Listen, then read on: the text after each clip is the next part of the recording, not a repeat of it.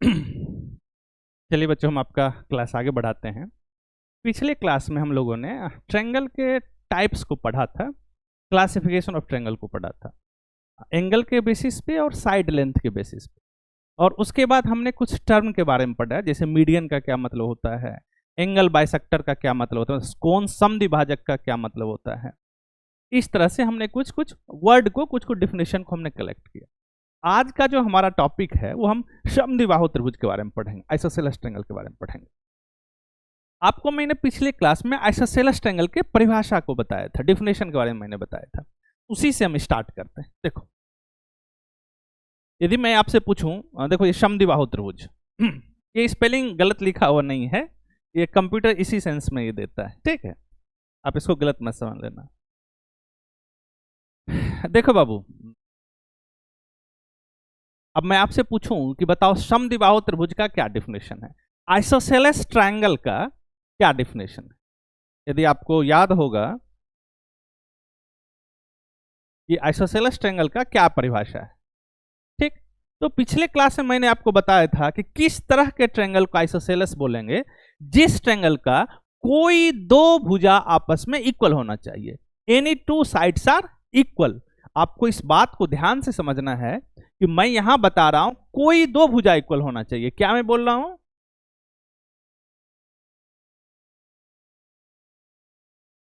कोई दो भुजा, एनी टू साइड, ठीक है ना। क्या होना चाहिए भाई? ये समान होना चाहिए, इक्वल होना चाहिए, एनी टू साइड,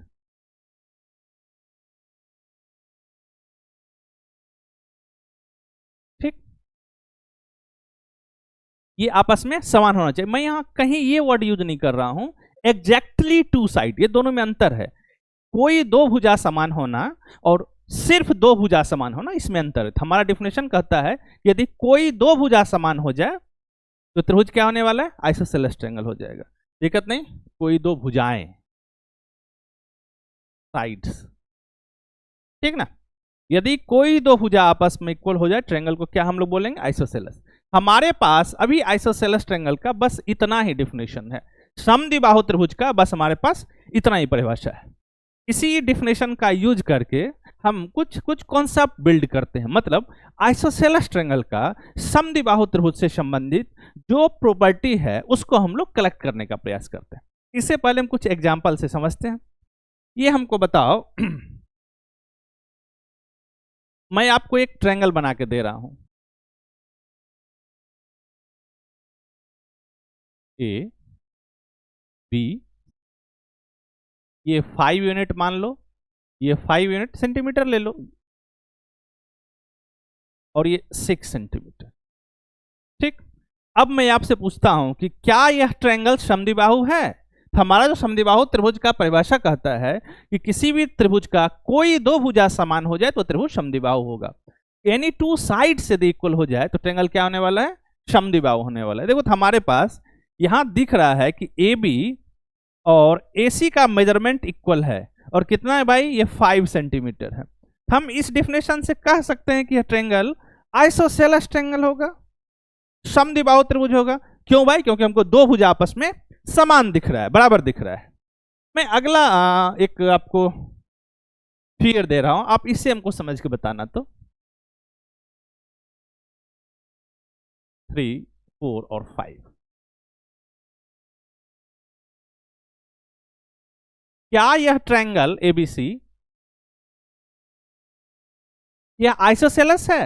देखो, इस ट्रायंगल में कोई दो भुजा आपस में समान नहीं है, नहीं है ना, तो यह ट्रायंगल आइसोसेलेस नहीं होने वाला है, कोई दिक्कत नहीं। तो यह ट्रायंगल समद्विबाहु नहीं है। एक और मैं आपको एग्जांपल देता हूं, देखो ध्यान से।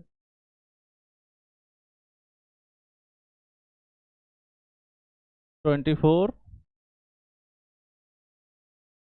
फोर और 22, कोई दिक्कत नहीं।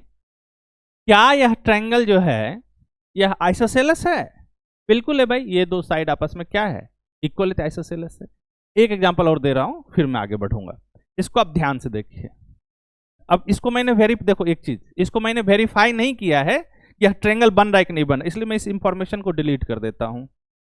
ताकि क्या पता इस इंफॉर्मेशन से ट्रायंगल बन रहा है नहीं बन रहा है, ये भी तो एक प्रॉब्लम है ना। बस हमारे पास ये दो दे रखा है और इसके बारे में कुछ सुटेबल इंफॉर्मेशन होगा। अब इतना से बताओ क्या ये ट्रायंगल आइसोसेलेस है? बिल्कुल आइसोसेलेस है। क्यों भाई? इसका ये यदि नेमिंग कर दें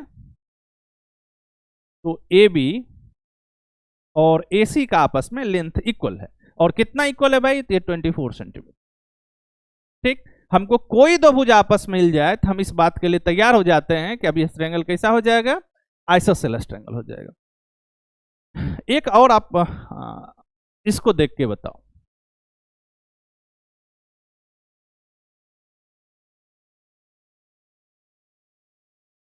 फाइव सेंटीमीटर 5 सेंटीमीटर 5 सेंटीमीटर, क्या यह ट्रायंगल आइसोसेलेस है? बिल्कुल है। आप कैसे? आप अपना डिफिनेशन रिकॉल करो। मैंने आपको बताया था ट्रायंगल आइसोसेलेस होगा यदि कोई दो भुजा, याद रखना हमने एनी टू साइड का बात किया, ओनली टू साइड का बात नहीं किया, ठीक ना। कोई दो भुजा आपस में इक्वल हो जाए तो ट्रायंगल क्या होगा? समद्विबाहु होगा। यहां पर तो हमको तीनों आपस में इक्वल दिख रहा है, ए बी, बी सी और ए सी तीनों आपस में इक्वल दिख रहा है। कितना भाई? 5 सेंटीमीटर। हम इस दोनों को ले लिया, या कोई बोला कि नहीं हम इस दोनों को इक्वल ले लिए, दिक्कत नहीं ना। देखो यह ट्रायंगल आइसोसेलेस है क्योंकि आइसोसेलेस का जो डिफिनेशन है वह कहता है कि कोई दो भुजा इक्वल हो जाए तो त्रिभुज आइसोसेलेस हो जाएगा।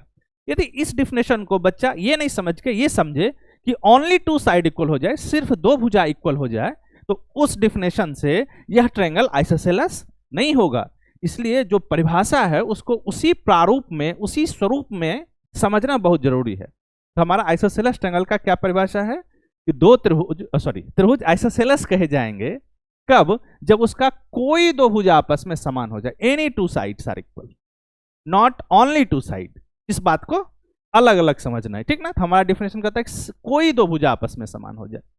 ठीक, आगे मैं इसके बारे में पढ़ाऊंगा। पिछले क्लास में मैंने बताया था कि इसको हम इक्विलेटरल ट्रायंगल कहते हैं। तो यहां से एक चीज कंक्लूड कर सकते हैं कि all equilateral triangle are isosceles triangle.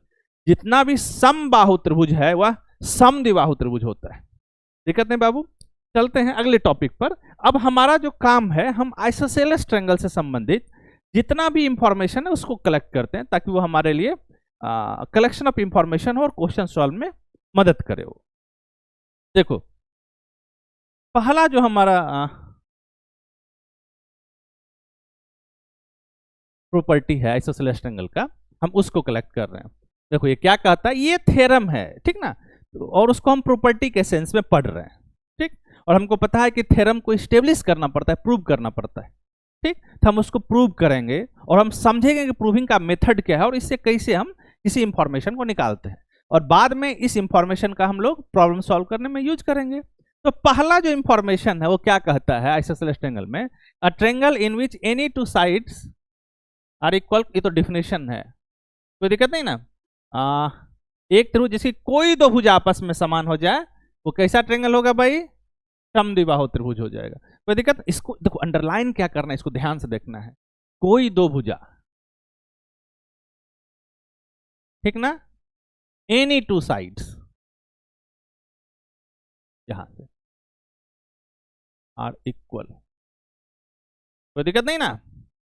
कोई दो भुजा आपस में इक्वल हो जाए तो कैसा त्रिभुज होने वाला है? वो आइसोसेलेस होने वाला है, समद्विबाहु त्रिभुज होने वाला है। इसका प्रॉपर्टी देखो बाबू, पहला जो हमारा प्रॉपर्टी है बहुत इंपॉर्टेंट इंफॉर्मेशन है ये, और ये हमारे लिए थ्योरम है, ठीक ना। ये हमारे लिए एक प्रमेय है। इसका स्टेटमेंट पढ़ो, मैं थोड़ा सा साइड होता, कहता है कि एंगल ये opposite to equal side of an isosceles triangle are equal. एक समद्विबाहु त्रिभुज के बराबर भुजाओं के सम्मुख कोण जो होंगे, ठीक ना, वो बराबर होते। इसका मतलब क्या, मैं ये समझाता हूं। देखो कि मान लो कि ये एक आइसोसेलेस ट्रायंगल है, ये एक समद्विबाहु त्रिभुज है। अब समद्विबाहु त्रिभुज होगा तो कोई दो भुजा तो आपस में इक्वल होगा, ठीक ना।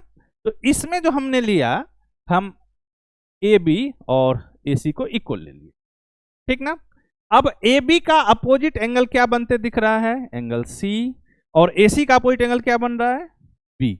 ये जो स्टेटमेंट है, ये जो थ्योरम है, यह कहता है कि यदि ए बी और ए सी आपस में इक्वल है तो ए का अपोजिट, देखो इधर ए बी का अपोजिट क्या बना है, एंगल सी, और ए सी का अपोजिट क्या बना है, एंगल बी। ये कहता है कि एंगल सी और एंगल बी भी आपस में इक्वल होगा, ये कहना चाह रहा है। यदि हम फिगर के रिप्रेजेंटेशन को बदलें, इधर में कर दे रहा हूं, देखो तब क्या हो जाएगा।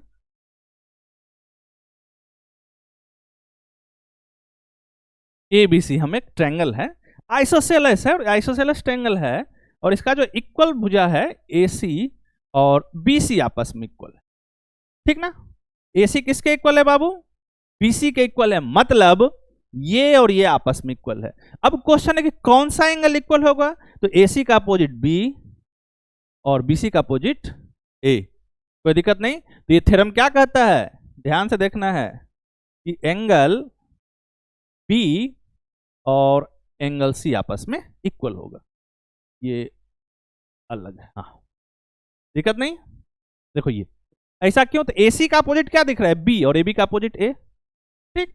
तो ये समझना है कि जो साइड इक्वल है उसका सम्मुख भुजा या विपरीत, मैं एक बार बताया था कि यहाँ एक ही मीनिंग रखता है दोनों का, उसके सामने वाला जो कोण होगा, एंगल जो होगा, उसका मेजरमेंट आपस में इक्वल होगा, कोई दिक्कत नहीं। ये स्टेटमेंट ये कहता है। यदि आप इसको समझ गए तो मैं इसको इरेज करता हूं, मैं इसको स्टेब्लिश करने का प्रयास करता हूं।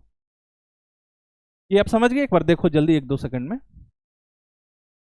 मैं इसमें यह बताने का प्रयास किया कि जो सम्मुख कोण है वो कैसे कंसीडर करेंगे। तो जैसे कि AC कोई साइड है, इसका सम्मुख क्या हो गया, एंगल B, और BC का एंगल A, फिर यहां जो था AC का क्या हो गया B, और AB का क्या हुआ था C। मैं इसको इरेज करता हूं।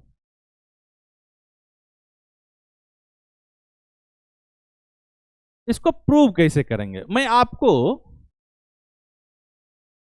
कंस्ट्रक्शन बताया था, और मैं उस बताया था कंस्ट्रक्शन जो है एक इंपॉर्टेंट टूल है ज्योमेट्रिकल प्रॉब्लम को सॉल्व करने के, ठीक ना। और दूसरा, कंस्ट्रक्शन सोचना बहुत महत्वपूर्ण है, ठीक। आप जैसे एग्जाम का तैयारी कर रहे हैं तो आपका ये मतलब नहीं होना चाहिए कि बस क्वेश्चन बन रहा है और मेरा काम हो जा रहा है। चीज को सीखना ये बहुत जरूरी है, क्योंकि आप जो पढ़ के जा रहे हैं क्वेश्चन वही एग्जाम में पूछे जरूरी नहीं है ना। इसलिए मैथमेटिक्स में टाइप्स ऑफ क्वेश्चन नहीं पढ़ा जाता है, मैथमेटिक्स में कॉन्सेप्ट ऑफ क्वेश्चन पढ़ा जाता है, ठीक ना। वेरियस क्वेश्चन बनेगा, उस क्वेश्चन से संबंधित क्या कॉन्सेप्ट है, तो मैं इसको प्रूव करता हूं, ठीक। ये एक थ्योरम है, कहता है कि angle opposite to the equal sides of an isosceles triangle are equal. हमारे पास गिवन क्या है, याद है थ्योरम प्रूव करने का तरीका, प्रोफेसर GF सिमंस का मेथड हम लोग यूज करते हैं। सिमंस क्या कहते हैं कि theorem consisting of 2 part, hypothesis and conclusion. We start from hypothesis and reach to conclusion via well-defined mathematical step। कहते हैं कि किसी भी प्रमेय का 2 भाग होता है, परिकल्पना और निष्कर्ष। हम परिकल्पना से शुरू करते हैं और निष्कर्ष तक जाते हैं, और जो टर्म यूज होगा वो मैथमेटिकल होना चाहिए, कोई दिक्कत नहीं। तो पहला काम है कि इसमें हाइपोथेसिस समझना है कि हाइपोथेसिस है क्या, मतलब क्वेश्चन में क्या प्रोवाइड किया हुआ है। तो हाइपोथेसिस है बाबू कि ट्रायंगल कैसा है, तो आइसोसेलेस है, समद्विबाहु है। ट्रायंगल कैसा है, समद्विबाहु, ये हमारा हाइपोथेसिस है, परिकल्पना है। और कंक्लूजन क्या है, अपोजिट एंगल आपस में इक्वल दिखाना है, angle opposite to equal sides, हाँ ये इक्वल दिखाना है। एंगल को क्या दिखाना है, बराबर भुजा के सम्मुख कोण आपस में ये बराबर, तो ये दिखाना है, दिक्कत नहीं। तो मैं ट्रायंगल बनाता हूं, पहले हाइपोथेसिस लिखता हूं, फिर कंक्लूजन, और फिर प्रूव करूंगा। तो देखो इसमें हाइपोथेसिस क्या है, ध्यान से देखना, परिकल्पना क्या है।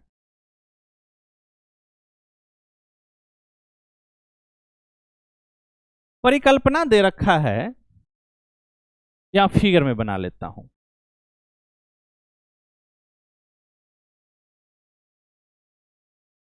A B, दिक्कत नहीं बाबू। हमारा हाइपोथेसिस है कि ABC जो है ये आइसोसेलेस ट्रायंगल है।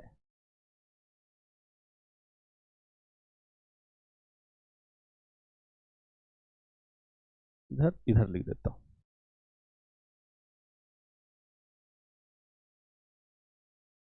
कोई दिक्कत नहीं। और कंक्लूजन क्या प्रूव करना है भाई, मतलब देखो ये आइसोसेलेस है, इसका सीधा सीधा मतलब क्या होगा कि कोई 2 साइड इक्वल है, और कंक्लूजन क्या करना है, निष्कर्ष क्या करना है, निष्कर्ष है कि जो समान भुजा होगा उसका अपोजिट एंगल आपस में इक्वल होगा। देखो बराबर भुजा के सम्मुख कोण आपस में इक्वल होने वाले, ये तो हमको पता चल रहा है, क्या प्रूव करना है, दिक्कत नहीं। देखो ये हमारा हाइपोथेसिस और ये कंक्लूजन है। हाइपोथेसिस से स्टार्ट करते हैं, इसलिए मैंने कंक्लूजन नहीं लिखा, मैंने बस आपको समझा दिया। कंक्लूजन हमारा क्या है, हम जो भी साइड इक्वल लेंगे उसका अपोजिट कोण आपस में इक्वल होने वाला है। तो मैं इसको इरेज करता हूं। ये एक आइसोसेलेस ट्रायंगल है। इसका क्या मतलब हुआ, इसका मतलब है कि इसका कोई दो भुजा आपस में समान होगा, बराबर होगा। हम मान लेते हैं कि इसमें ए बी और ए सी आपस में इक्वल है, कोई दिक्कत नहीं, मतलब 20 और 20 आपस में इक्वल। अब हमारा कंक्लूजन क्या है भाई, कि इसका अपोजिट मतलब हमको दिखाना है कि बी और सी आपस में इक्वल है, ये तो कंक्लूजन है ना। जो ही हमने ऐसा लिया तो ए बी का अपोजिट क्या, सी, और ए सी का अपोजिट बी। अब हमारा जो कंक्लूजन है वो कंक्लूजन किस में कन्वर्ट हो गया, कि angle B equal to angle C दिखाना, ये मेरा काम है, दिक्कत नहीं। इसको मैं इरेज कर देता हूं। अब क्या इस क्वेश्चन को डायरेक्ट हम ऐसे सोच सकते हैं क्या, इतना ये बस यही इंफॉर्मेशन से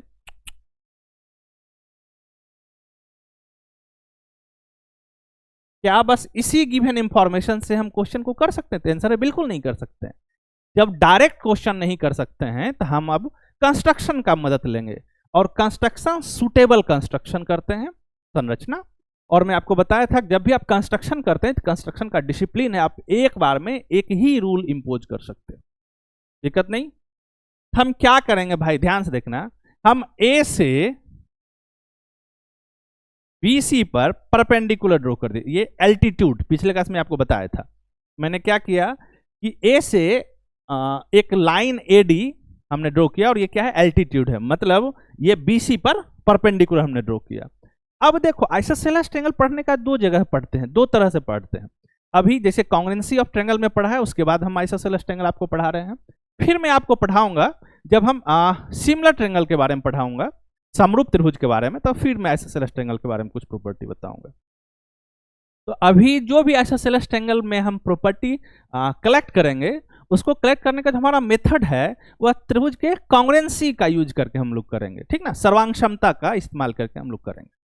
अब हमारा जो मोटिव है कि यहाँ पर जो ये दो फिगर बनते दिख रहा है, ये दो ट्रायंगल बनते दिख रहा है, मतलब ए बी डी और ए सी डी, हम यदि इस दोनों ट्रायंगल को आपस में कांग्रुएंट कर दिए, सर्वांगसम कर दिए, तो इससे हम कुछ इंफॉर्मेशन निकाल सकते हैं। क्यों भाई, क्योंकि यदि ट्रायंगल कांग्रुएंट है, सर्वांगसम है, तो हर तरह से इक्वल होता है, कोई दिक्कत नहीं। हर तरह से इक्वल होने का मतलब उसका क्रॉसपॉन्डिंग एंगल इक्वल होगा, क्रॉसपॉन्डिंग साइड का लेंथ इक्वल होगा, एरिया इक्वल होगा, पेरीमीटर इक्वल होगा, altitude, median, angle bisector, corresponding, ये सब आपस में इक्वल होने वाला है। हमारा मोटिव क्या है कि हम इस ट्रायंगल ए बी डी और ए डी सी को कांग्रुएंट करते हैं। ध्यान से देखना, हम जिस ट्रायंगल कांग्रुएंट करना चाहते हैं उसको लिखते हैं। इस बार हम पूरा कर दे रहे हैं, अगला बार से आपके के लिए काम मैं छोड़ दूंगा। हम जो ट्रायंगल चुने, in triangle A B D and triangle A D C, ठीक ना। यदि आप ध्यान से देखो तो हम ये लिख सकते हैं क्या, ए बी इक्वल्स टू ए सी। क्यों भाई, क्योंकि गिवन है, समद्विबाहु त्रिभुज है। हमने यहां मान लिया था कि समद्विबाहु त्रिभुज तो कोई दो भुजा इक्वल, तो हम ए बी और ए सी को इक्वल ले लिए। दूसरा बाबू ध्यान से यदि आप देखो तो एंगल ए डी बी और एंगल ए डी सी ये राइट एंगल है, मतलब angle A D B equals to angle A D C, ये क्या है, 90 डिग्री है, कोई दिक्कत नहीं। और यदि तीसरा इंफॉर्मेशन यदि आप ध्यान से देख पा रहे होंगे तो आपको पता चलेगा कि एडी और एडी आपस में इक्वल है, क्योंकि यह कॉमन है, दोनों ट्रायंगल का एडी पार्ट है। अब इस तीन इंफॉर्मेशन से क्या यह ट्रायंगल कांग्रुएंट होगा या नहीं होगा? यदि यह ट्रायंगल कांग्रुएंट होगा तो हम किस क्राइटेरिया का यूज कर रहे हैं, कोई दिक्कत नहीं। हम सर्वांगसम दिखाने के लिए किस रूल का हम यूज कर रहे हैं उसको आपको समझना होगा। ध्यान से देखो, यह ट्रायंगल राइट एंगल है ना, और एक यहाँ ये एंगल राइट एंगल है, कोई दिक्कत नहीं। अब ये जो ट्रायंगल है ए डी बी, इसमें डी 90 डिग्री है, तो ए बी जो है यह हाइपोटेनस के भूमिका में है, विकर्ण के भूमिका में है। इधर भी हाइपोटेनस है ना, कर्ण के भूमिका में, दिक्कत नहीं, कर्ण के भूमिका में है AC। तो ये और ये आपस में इक्वल है, ठीक, मतलब इस ट्रेंगल, राइट एंगल ट्रेंगल है, कर्ण आपस में इक्वल है, हाइपोटेनस आपस में इक्वल है, और एक साइड कॉमन है, इक्वल है। तो यह ट्रेंगल RHS से कॉन्ग्रुएंट होगा क्या? देखो तो RHS का क्या स्टेटमेंट था? RHS कहता है triangle must be right angle, तो राइट एंगल है, पहला कंडीशन सही है। दूसरा कहता है हाइपोटेनियस मस्ट बी इक्वल, था भाई कर्ण तो आपस में इक्वल है, देखो यहां पर है ना। और तीसरा कोई एक साइड होना चाहिए, तो देखो एक साइड है ना, ये आपस में इक्वल। तो अब ये दोनों triangle by the property RHS congruence हुआ, कॉन्ग्रुएंट हुआ। अब अगला काम हमारा क्या था, हम फिगर को ओपन करें तब तो क्रॉसपोंडिंग पार्ट हमको पता चलेगा। अब मैं फिगर को यहां ओपन करता हूं। ओपन करने का रूल आपको याद होगा, पहला ट्रेंगल को किसी तरह से लिख दो, तो लिख दिए। हम पहला ट्रेंगल ADB ले रहे हैं, तो D90 है तो ऐसे लिखें, और A और इधर B। अब दूसरा ट्रेंगल को लिख रहे हैं, ध्यान से देख, देखो इधर D पर गया क्योंकि 90 डिग्री है, कोई दिक्कत नहीं। अब यहां से देखो AB किसके इक्वल है, AC के, तो AB का ये पोजीशन है, और अभी एक आध पोजीशन है नहीं, ऐसे समझो।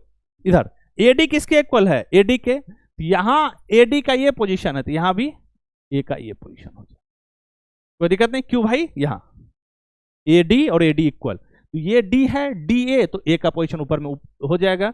अब बचा इसमें क्या, C, दिक्कत नहीं। ये जो ट्रेंगल दिख रहा है, ये दोनों ट्रेंगल कॉन्ग्रुएंट है, और इसका जो ऑर्डर है इसी ऑर्डर में है। मैं कॉन्ग्रुएंसी पे काफी काम करवाया हूं, मैं बस इसको रिकॉल करवा दे रहा हूं। अब ये ट्रेंगल जहां ही कॉन्ग्रुएंट हुआ, तो क्रॉसपॉन्डिंग एंगल आपस में इक्वल होगा। तो देखो हमको क्रॉसपॉन्डिंग एंगल B और C इक्वल दिखाना है, B का क्रॉसपॉन्डिंग क्या है, C, तो B और C अपने आप आपस में इक्वल हो जाएगा, दिक्कत नहीं, ये C है, कोई दिक्कत नहीं। क्यों भाई, by CPCT corresponding part of congruence triangle आपस में इक्वल होता है, मतलब सर्वांगसम त्रिभुज का संगत भाग आपस में समान होता है, कोई दिक्कत नहीं। तो हम यहां लिख सकते हैं, कुछ जगह तो है नहीं, मैं इधर लिख देता हूं छोटा सा, therefore triangle B equals to triangle, sorry angle B equals to angle C, कोई दिक्कत नहीं। अब हमारे पास क्या इंफॉर्मेशन आया, हमारे पास इंफॉर्मेशन आया कि यदि कोई त्रिभुज आइसोसेलेस है, तो उसका जो समान भुजा होगा, जो इक्वल साइड होगा, उसका अपोजिट जो एंगल बनेगा, उसका मेजरमेंट आपस में इक्वल होने वाला। ये बहुत ही इंपॉर्टेंट एक थ्योरम है, और उस थ्योरम से ज्यादा इंपॉर्टेंट इस फिगर के कॉन्ग्रुएंसी का जो आप कॉन्ग्रुएंट किए और आपने इसको जो ओपन करके लिखा, ये बहुत कुछ, मतलब सारा प्रूफ जो होगा, लगभग लगभग प्रूफ बस इसी फिगर पे आके खत्म हो जाता है, ठीक। तो इसको जो बहुत ही बारीकी से आपको देखना है, अभी इसके बाद मैं करवाऊंगा तो इस फिगर के बारे में फिर से एक्सप्लेन करूंगा, दिक्कत नहीं। आप एक बार देखिए, मैं थोड़ा सा हटता हूं।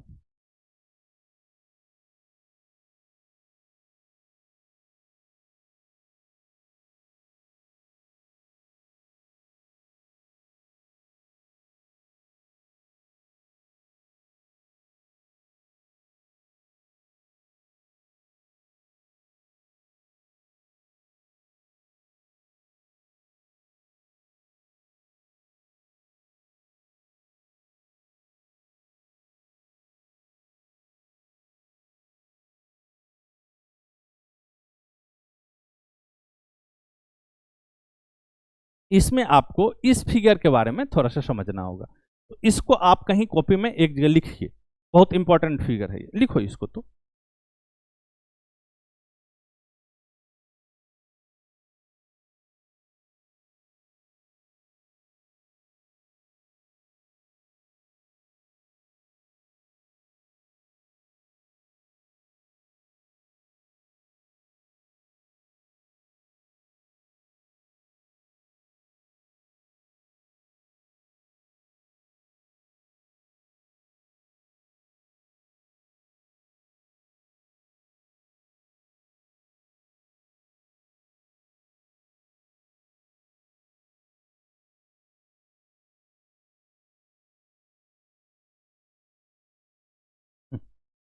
चलो मैं आगे बढ़ता हूं।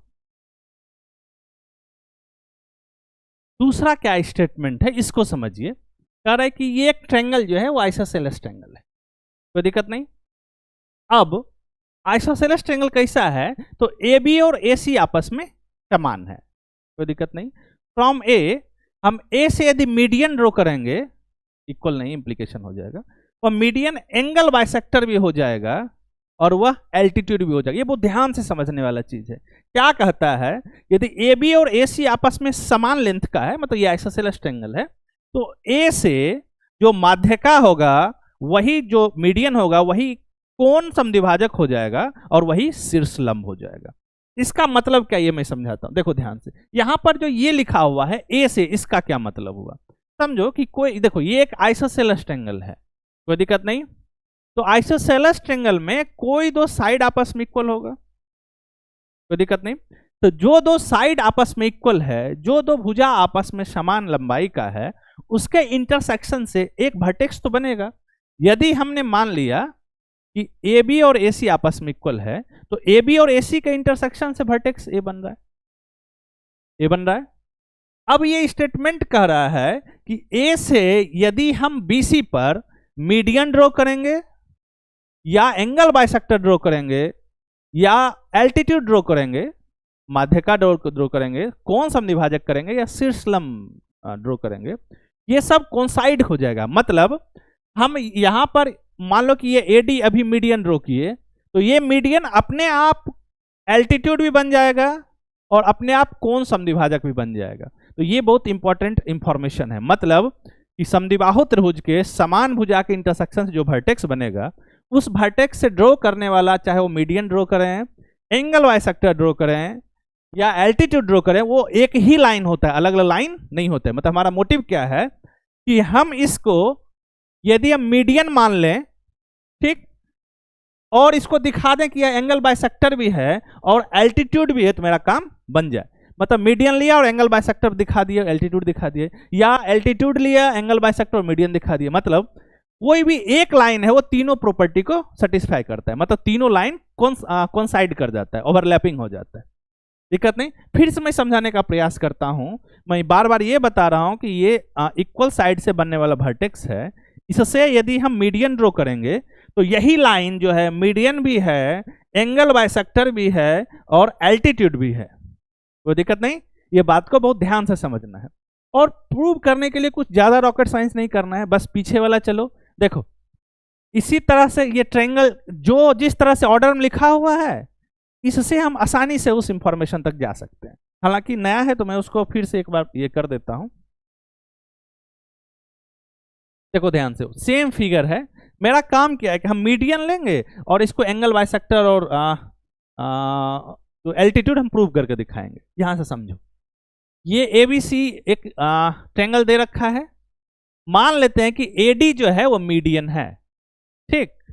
अभी हमारा क्या एजम्पशन है, मैं इधर इसको प्रूव कर रहा हूं। हमारा यही फिगर हम ले लिए, ठीक ना। हमारा एजम्पशन क्या है कि एडी जो है, एडी क्या है, मीडियन है, कोई दिक्कत नहीं। एडी क्या है, मीडियन है, माध्यिका है। और मीडियन का क्या मतलब है हमारा, आपको मैं बताया था कि यदि एडी मीडियन है, इसका क्या मतलब हुआ, इसका मतलब हुआ कि सी से, मतलब ये और ये इक्वल लेंथ का होगा, मतलब C D equals to B D. और एक चीज और मैं बताया था, सी डी और बी डी जो होगा, मैं यहां लिख देता हूं क्योंकि हमको उतना सही काम है। और C D equals to B D equals to कितना, सी बी का आधा, हाफ। ये कंप्लीट इंफॉर्मेशन है मीडियन के बारे में। देखो बाबू, अब हम देखो ये मीडियन वाला ले लिया, अब हम इस दोनों ट्रायंगल को चुन लेते हैं। मतलब हमने ट्रायंगल चुना, इन ट्रायंगल, देखना ध्यान से, A C D and triangle A D B. हमारा मोटिव क्या है कि हम इस दोनों ट्रायंगल को कॉन्ग्रुएंट कर दें। क्या कॉन्ग्रुएंट कर सकते हैं, ध्यान से देखना। देखो ये और ये आपस में तो इक्वल है, क्यों भाई, मीडियन का डिफिनेशन से तो दे रखा है, कोई दिक्कत नहीं, ध्यान से देखना। अब ये आइसोसेलेस है, तो यहां दे रखा है कि इसका ए बी और ए सी आपस में इक्वल है, तो ये और ये आपस में इक्वल है, मिल गया, कोई दिक्कत नहीं। और ये दोनों में कॉमन है, तो by side side side triangle congruent हो गया। इसको लिख दो, यही फिगर देखो इधर हम क्या लिए भाई, ए C equal to A B, क्यों दे रखा है, आइसोसेलेस है तो कोई दो साइड इक्वल है, तो यहां दे रखा है कि ये और ये इक्वल है। दूसरा, C D equal to D B. ऐसा क्यों भाई? By definition of median. ठीक, और तीसरा एडी एडी कॉमन है। यहां से क्या पता चला बाबू? यहां से पता चला कि इस ट्रेंगल का तीनों साइड इस ट्रेंगल के तीनों क्रॉसपोंडिंग तीनों साइड के इक्वल है, तो हम कह सकते हैं कि by S S S triangle आपस में कॉन्ग्रुएंट हुआ। कोई दिक्कत नहीं। अब ज्यों ही ट्रेंगल कॉन्ग्रुएंट हुआ तो होशियार स्टूडेंट का काम क्या है कि इस ट्रेंगल को ओपन करके लिखो, तब तो इसका कॉरस्पॉन्डिंग पार्ट पता चलेगा। हमको प्रूव क्या करना है, ये ध्यान में रखना है। हमने मीडियन लिया, हम दिखाना है कि यही लाइन कौन समद्विभाजक भी हो जाएगा, मतलब एंगल ए को बाइसेक्ट करेगा। हमको दिखाना है कि ये और ये एंगल आपस में इक्वल है। तीसरा, यह शीर्ष लंब भी है, मतलब इसको 90 भी दिखाना है। ये हमारे पास करना है, ये हमारा इंफॉर्मेशन निकालना है इससे। तो मैं इसको यहां इरेज करता हूं फिगर को ओपन करने के लिए। ओपन करने का रूल आपको याद है, पहला फिगर को लिखिए किसी भी तरह से, दूसरा फिगर को लिखते इसमें आप डिसिप्लिन फॉलो करो, कॉरस्पॉन्डिंग पार्ट वाला। देखो बच्चा ध्यान से देखना है, पहला ट्रेंगल में डी पर 90 लिख दिया और ए सी लिख दिए। दूसरा ट्रेंगल ले रहे हैं, देखो इसका डी 90 है, डी लिख दिया। ध्यान से देखो यहां पर सी डी किसके इक्वल है? डीबी के। सी डी डीबी के इक्वल है, तो सी डी इस पे डी बी, यहां डी यहां बी आएगा। अब बच क्या गया? बच गया ए चला गया। अब ये दोनों ट्रायंगल कॉन्ग्रुएंट है तो इसका कॉरस्पॉन्डिंग पार्ट इक्वल है। पहले मैं कॉरस्पॉन्डिंग एंगल इक्वल करता, देखो दिस और दिस इक्वल, मतलब यहां लिखूं मैं, यहां लिख रहा हूं angle D A C equal to angle D A B. थोड़ा सा इस बड़ा वाले फिगर में इस चीज को वेरीफाई करो। देखो एंगल डी ए सी ये एंगल आ गया, ये किसके इक्वल है? डी ए बी के। देखो डी ए बी इसके इक्वल, मतलब अब ये लाइन क्या बन गया? कोण समद्विभाजक। यही तो मतलब होता है कि इस वर्टेक्स एंगल को दो इक्वल पार्ट में डिवाइड कर देता है, तो इसको कोण समद्विभाजक बोलते हैं। अब हमारा अगला काम है कि इसको शीर्ष लंब प्रूव करना है, कुछ नहीं करना है। देखो ये और ये एंगल आपस में इक्वल हो जाएगा क्योंकि कॉरस्पॉन्डिंग एंगल है, कोई दिक्कत नहीं। इसको x मान लेंगे तो इसको x मान लेते। इस एंगल का इस फिगर में क्या पोजीशनिंग है उसको देख लो। ये है ए, देखो ये क्या है? Angle A D C equal to angle A D B, है ना। तो ए डी सी ये एंगल आया और ए डी बी ये एंगल आया, तो देखो ये इक्वल है। इसको x मान लिए बाबू, तो ये भी क्या हो जाएगा? x हो जाएगा। आप ध्यान से इस चीज को देखो कि ये भी x और ये भी x, ये एक लाइन है, लाइन सेगमेंट x को एक्सटेंड कर लाइन हो जाएगा। इस पर एक रे है, तो लीनियर पेयर एक्सियम आपको याद होगा। तो लीनियर पेयर क्या कहता है कि इफ अ रे ऑन अ स्ट्रेट लाइन, यदि कोई एक रे एक स्ट्रेट लाइन पे हो, एक रेखा पर हो, तो जो एडजेसेंट एंगल बनेगा उस एडजेसेंट एंगल का सम कितना होगा? 180 होगा। मतलब इस दोनों को हम जोड़ेंगे तो इसका सम कितना आने वाला है? 180। तो मैं यहां करता हूं, जगह थोड़ा सा कम है, तो मैं लिख सकता हूं x plus x equal 20 degree by the linear pair axiom, और x प्लस एक्स करेंगे तो कितना आ जाएगा? 2x equal 20 degree. 2 से कैंसिल करवा दो बच्चा, तो हमारा x का वैल्यू कितना आ गया? 90। देखो इससे हमने सारा इंफॉर्मेशन कलेक्ट कर लिया, और ये ज्यों ही 90 हुआ, ज्यों ही 90 डिग्री हुआ, तो ये क्या बन गया? शीर्ष लंब। तो यहाँ पे क्या इंपॉर्टेंट है ये समझो कि एक समद्विबाहु त्रिभुज में, आइसोसेलेस ट्रायंगल में, जो इक्वल साइड से बनने वाला जो वर्टेक्स होगा, जो शीर्ष होगा, उससे यदि हम परपेंडिकुलर ड्रॉ करते हैं, एल्टीट्यूड ड्रॉ करो, तो वह एल्टीट्यूड एंगल बाइसेक्टर भी हो जाएगा, मीडियन भी हो जाएगा। या मीडियन ड्रॉ करो तो एंगल बाइसेक्टर भी हो जाएगा और एल्टीट्यूड भी हो जाएगा। मतलब कोई एक ड्रॉ करो, वो दोनों प्रॉपर्टी अपने आप लेकर के आते हैं। बहुत ही इंपॉर्टेंट और इंटरेस्टिंग प्रॉपर्टी है। मैं 1-2 सेकंड के लिए हटता हूं, इसको देखो तो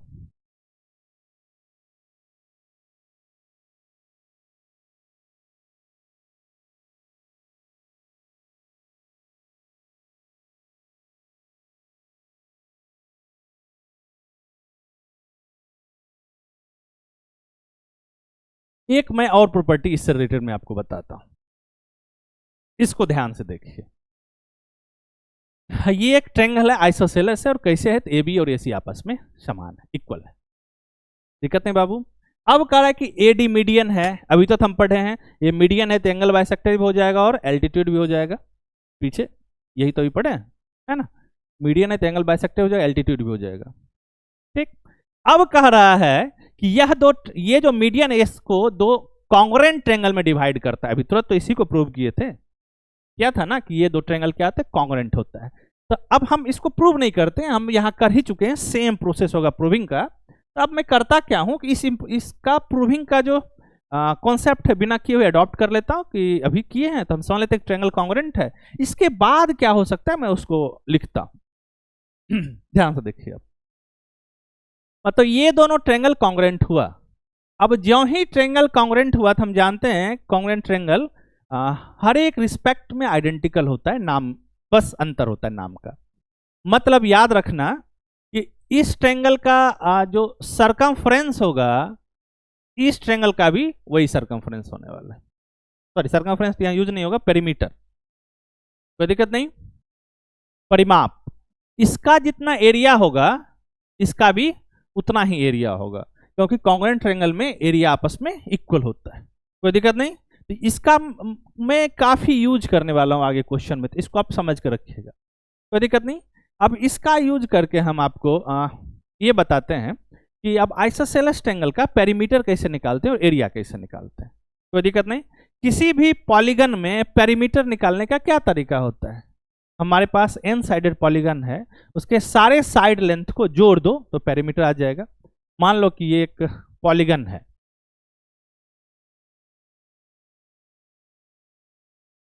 पेंटागन है, 5 साइड है, इसका पेरीमीटर निकालना है। तो क्या करेंगे परिमाप निकालने के लिए,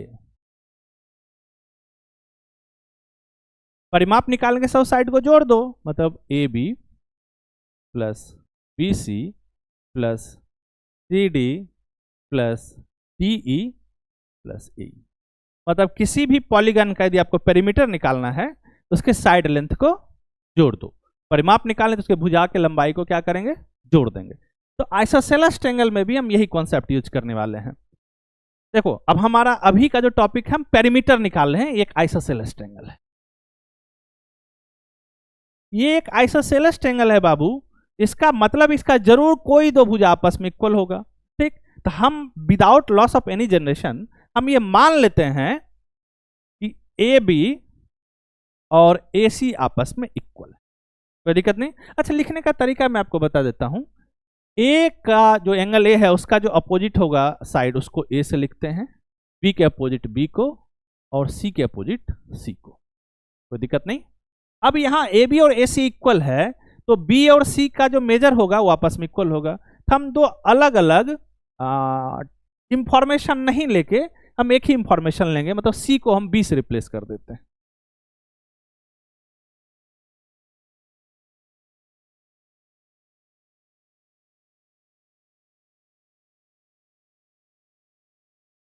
कोई दिक्कत नहीं। ये हमारा एक आइसोसेलेस ट्रायंगल बना। इसका हमको पेरीमीटर निकालना है तो क्या करेंगे, साइड लेंथ को जोड़ दो, मतलब पेरीमीटर पी से रिप्रेजेंट यदि करें तो क्या लिख सकते हैं, ए प्लस बी प्लस बी, मतलब ए प्लस 2b। आइसोसेलेस ट्रायंगल का पेरीमीटर क्या हो जाएगा भाई, ए प्लस 2b, और b क्या है, वो इक्वल साइड का लेंथ है, इसलिए यहां कितना बार b दिख रहा है, 2 बार दिख रहा है। हमने क्या टेक्निक यूज किया, हमने टेक्निक यूज किया कि भाई जो साइड है सबको जोड़ दो, किसी भी पॉलीगन के लिए यही होता है, दिक्कत नहीं बाबू। अब हमारा अगला टॉपिक है कि इसका क्षेत्रफल कैसे निकालेंगे, एरिया कैसे निकालेंगे, ठीक ना।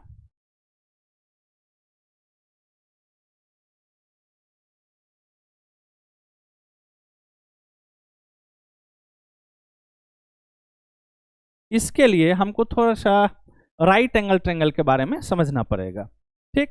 आपको याद होगा कि हम किसी भी ट्रायंगल का एरिया निकाल सकते हैं, कंडीशन क्या है कि यदि उसका बेस दे रखा हो और हाइट दे रखा हो। फिर से मैं बोलता हूं, बेस दे रखा हो, हाइट नहीं, उसका क्रॉसपॉन्डिंग हाइट दे रखा हो, कोई दिक्कत नहीं। एबीसी एक ट्रायंगल है और मान लो कि ये बेस जो है बीसी वो दे रखा है, इसका मेजरमेंट ए है, वो एक ट्रायंगल है, और इसका जो क्रॉसपॉन्डिंग हाइट है, रुक जाओ 1 मिनट थोड़ा सा, ठीक, और ये हाइट दे रखा है h, तो क्या इसका एरिया हो जाएगा हाफ इंटू बेस ए इंटू हाइट h? बिल्कुल नहीं। हम यदि बेस BC ले रहे हैं तो क्रॉसपॉन्डिंग हाइट BC के क्रॉसपॉन्डिंग जो एल्टीट्यूड होगा वो हाइट होगा, वो लेने वाले हैं, ये नहीं लेने वाले हैं। तो ये सब छोटा छोटा चीज है, इसको समझ के रखना है। देखो इसको मैं इरेज करता हूं,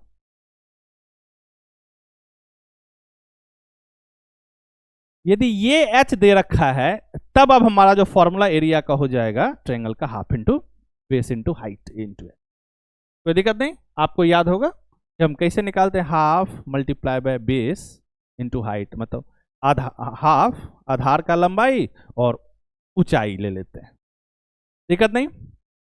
अब आइसोसेलेस ट्रायंगल का एरिया हम कैसे निकालेंगे, इसके लिए हम थोड़ा सा पाइथागोरस थ्योरम एक बार हम यूज करते हैं। अच्छा, आपको याद होगा कि पाइथागोरस थ्योरम कब लगता है बाबू, वो एक समकोण त्रिभुज में लगता है, राइट एंगल ट्रायंगल में लगता है। इसमें कुछ कुछ तुमको थोड़ा सा पहचानना होगा। मान लो कि एबीसी एक राइट एंगल ट्रायंगल है, जो 90 है, 90 जो बन रहा है उसके जो अपोजिट होगा उसको हाइपोटेनस बोलते हैं, कर्ण बोलते हैं, कोई दिक्कत नहीं। और परपेंडिकुलर बेस वो डिपेंड करता है कि हम किस एंगल पर काम करना चाह रहे हैं, ठीक ना। ये जब मैं ट्रिगोनोमेट्री बताऊंगा तो मैं इस पर डीप एक्सप्लेनेशन दूंगा, अभी बस मैं ये बता दे रहा हूं कि मान लो कि हम इस एंगल का बात करें सी, इसको थीटा ले लिया, तो सी के जो सामने होगा उसको परपेंडिकुलर बोलेंगे और जो बच गया उसको बेस बोलते हैं, आधार और परपेंडिकुलर, कोई दिक्कत है, लंब। पाइथागोरस थ्योरम क्या कहता है, कहता है कि जो हाइपोटेनस का स्क्वायर होगा वो परपेंडिकुलर प्लस बेस के स्क्वायर के इक्वल होता है, मतलब कर्ण का जो स्क्वायर होगा वो आधार के स्क्वायर और लंब के स्क्वायर के सम के बराबर होता है। ये बहुत इंपॉर्टेंट इंफॉर्मेशन है जो अभी हम यूज करेंगे समद्विबाहु त्रिभुज का एरिया निकालने में, दिक्कत नहीं। देखो एरिया कैसे निकालते हैं समद्विबाहु त्रिभुज का, हमारे पास ये एक समद्विबाहु त्रिभुज दे रखा है, ठीक, इसमें ये और ये आपस में इक्वल है, तो इसका लेंथ a है, इसको b लिए और ये दोनों इक्वल है तो इसको भी b ही ले लिया, ठीक। यदि बेस दे रखा और हाइट दे दे, ये h दे दे, मान लो कि हाइट h दे दिया, तब तो काम आसान है, तब तो सीधे क्या लिख देंगे, half multiply by base into height. यदि हाइट नहीं दिया हो तब काम मुश्किल है, और हाइट नहीं दिया तो हाइट कैसे निकालेंगे, तो पाइथागोरस थ्योरम का यूज करके निकाल। थोड़ा सा ध्यान से सुनना है, हम यहाँ कौन कौन सा प्रॉपर्टी यूज करने वाले हैं। देखो मान लो कि हाइट नहीं दे रखा है, ठीक ना,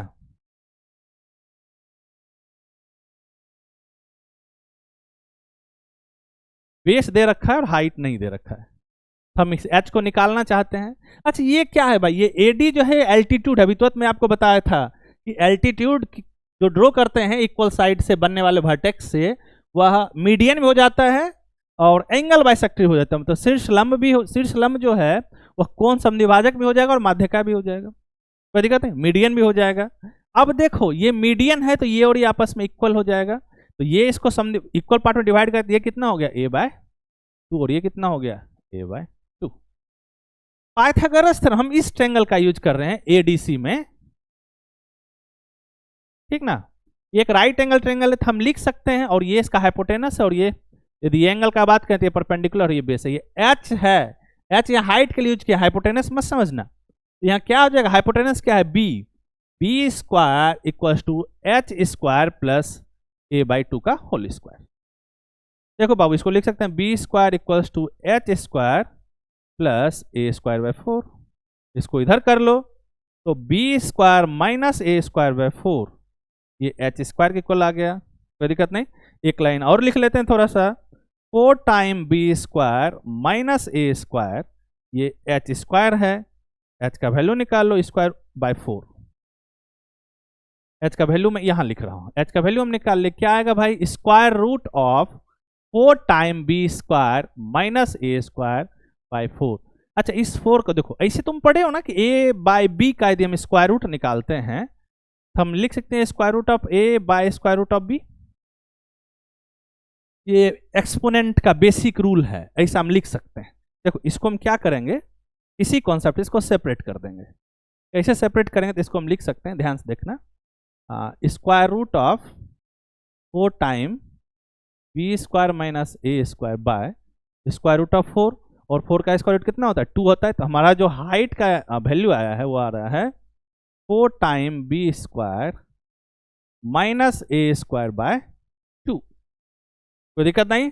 अब हमारे पास बेस गिवन है और हाइट ये आ गया, तब एरिया निकालते हैं। इसके लिए मैं इसको इरेज कर देता हूं या मैं ऊपर लिख देता हूं, तो एरिया कितना होता है, हाफ, बेस कितना है बाबू a, और हाइट कितना आया, square root of 4 time b square minus a square by 2। देखो ये 1/2 ये 1/4 हो गया।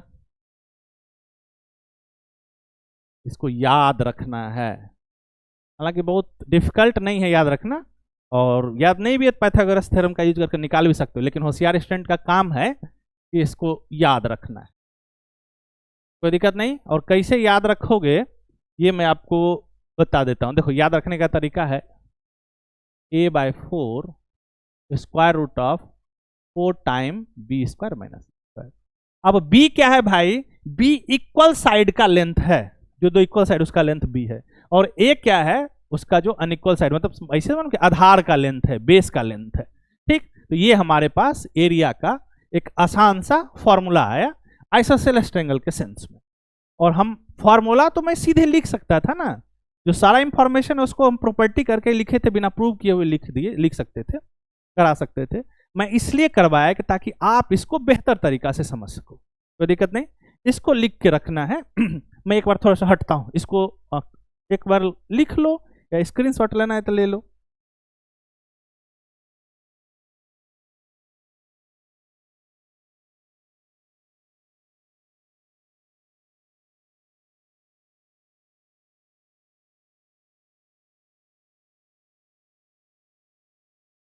तो हमने जो आज पढ़ाया है हम उसको एक बार रिकॉल करवा देते हैं, और फिर मैं आपसे अगले क्लास में मिलता हूं। हमने पढ़ा कि आइसोसेलेस ट्रायंगल होने के लिए क्या होना चाहिए। आइसोसेलेस ट्रायंगल होने के लिए ओनली 2 साइड इक्वल नहीं होना चाहिए, एनी 2 इक्वल होना चाहिए। पहला जो डिफिनेशन हमने पढ़ा है कि कोई भी त्रिभुज आइसोसेलेस कब होगा, जब कोई 2 साइड उसका इक्वल हो जाए। ठीक, उसके बाद हमने दूसरा पढ़ा कि जो यदि ये आइसोसेलेस है और मान लो कि यदि ए बी और ए सी आपस में इक्वल है, इसका अपोजिट एंगल भी इक्वल होगा। ए सी का अपोजिट ये और ये हमने पढ़ा कि एंगल बी और एंगल सी आपस में इक्वल होगा। ठीक, ये डिफिनेशन पढ़ा। इसके बाद हमने प्रॉपर्टी नंबर फर्स्ट पढ़ा। उसके बाद हमने दूसरा प्रॉपर्टी जो पढ़ा वो कहता है कि इक्वल भुजा से जो बनने वाला वर्टेक्स होगा, शीर्ष होगा, उससे यदि हम शीर्ष लंब ड्रॉ करते हैं एल्टीट्यूड, तो वो एल्टीट्यूड एंगल बाइसेक्टर भी हो जाता है और मीडियन भी हो जाता है। या हम मीडियन ड्रॉ करें तो एंगल बाइसेक्टर भी हो जाएगा और एल्टीट्यूड भी हो जाएगा। मतलब वो कोई एक ड्रॉ करो, वो बाकी दो का प्रॉपर्टी खुद ब खुद लेके आता है। ये बहुत ही इंपॉर्टेंट और मीनिंगफुल प्रॉपर्टी है। उसके बाद हमने पढ़ा यदि इसके लेंथ को ए लिख दें और इक्वल साइड के लेंथ को बी और बी से लिखें, तब इसका जो पेरीमीटर का जो फॉर्मूला है परिमाप का, वो हमने पढ़ा a+2b। और तीसरा हमने अभी एरिया का जो फॉर्मूला पढ़ा है वो पढ़ा है a/4 square root of 4 time b square minus. तो दिक्कत नहीं, ये हमने कुछ इंफॉर्मेशन आज के क्लास में पढ़ा।